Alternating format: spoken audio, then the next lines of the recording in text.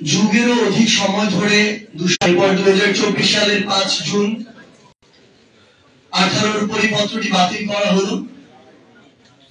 বৈষম্য বিরোধী ছাত্র আন্দোলন নামক প্ল্যাটফর্মটির উত্থান, সারা বাংলাদেশের ছাত্র জনতা ঐক্যবদ্ধ, খুনি ফ্যাসিস্ট হাসিনার পতন এবং দেশ ছেড়ে পালিয়ে যাওয়া।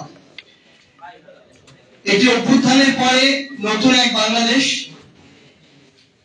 এই নতুন বাংলাদেশের সময়ের সবচেয়ে বড় দাবিটি হচ্ছে একটি শক্তিশালী রাজনৈতিক দল। এবং আমাদের এই 7 মাসের অভ্যুত্থান পরবর্তী সময়ে সবচেয়ে বড় অনুধাবনটি হচ্ছে সেই 5 আগস্ট নতুন বাংলাদেশে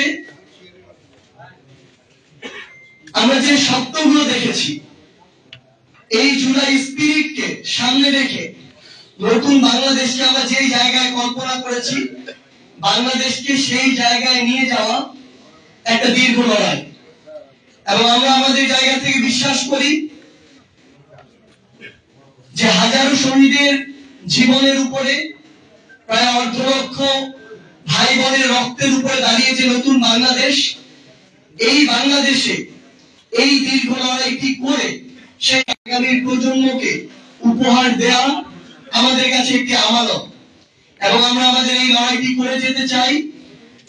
সেই লড়াইকে সামনে রেখে বৈষম্য বিরোধী ছাত্র আন্দোলন এবং জাতীয় নাগরিক কমিটি ঐক্যবদ্ধভাবে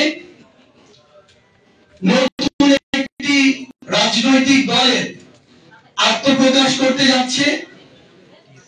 আগামী 28 ফেব্রুয়ারি বিকাল 3টায় জাতীয় সংসদ প্রাঙ্গণ সংলগ্ন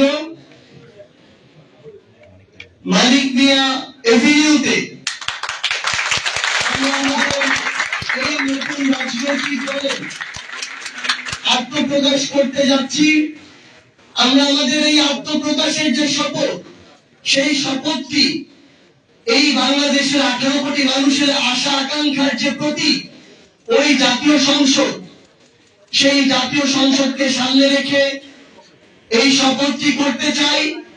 কারণ বিগত যুগের পর যুগ ধরে ওই জাতীয় সংসদটিকে এই দেশের মানুষের আশা আকাঙ্ক্ষা বাস্তবায়নের ক্ষেত্র না বানিয়ে বরং ব্যক্তিগত, গোষ্ঠীগত, দলীয় স্বার্থ উদ্ধারের, ব্যক্তিগত, গোষ্ঠীগত, দলীয় পলিসি মেকিং এর জায়গা বানিয়ে রাখা হয়েছিল।